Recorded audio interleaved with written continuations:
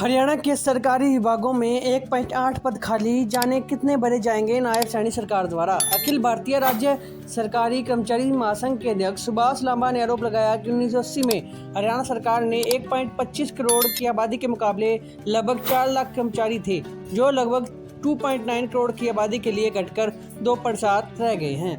हरियाणा के विभिन्न सरकारी विभागों में इस समय 1,08,000 पद खाली हैं। प्रदेश में जिस रफ्तार से विभागीय कर्मचारी सेवारत हो रहे हैं, उस हिसाब से कर्मचारियों की तैनाती नहीं हो रही है।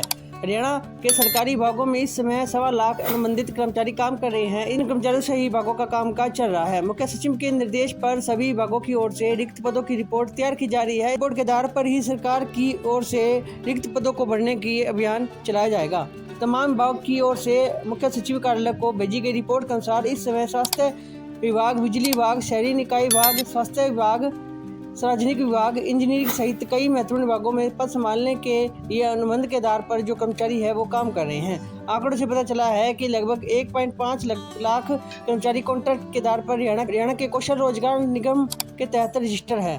ठेके पर रखे जा रहे हैं कर्मचारी। इनमें से लगभग 15,000 स्वास्थ्य विभाग में, 13,000 बिजली विभाग में, 8,000 यूएलबी विभाग में, 8,000 पीएचई विभाग में, 5,000 हरियाणा शहरी विभाग में और 5,000 विश्वविद्यालय में कार्यरत हैं। शिक्षा विभाग के साथ काम करने वाले 5,000 संविदा कर्मचारी हरियाणा कौशल रोजगार के तहत रजिस्टर हैं। वहीं अनुबंध के आधार पर काम करने वाले 14,000 से अधिक अतिथि शिक्षक भी शिक्षा विभाग में काम कर रहे हैं। 4.5 लाख के मुकाबले 2.7 लाख नियमित कर्मचारी।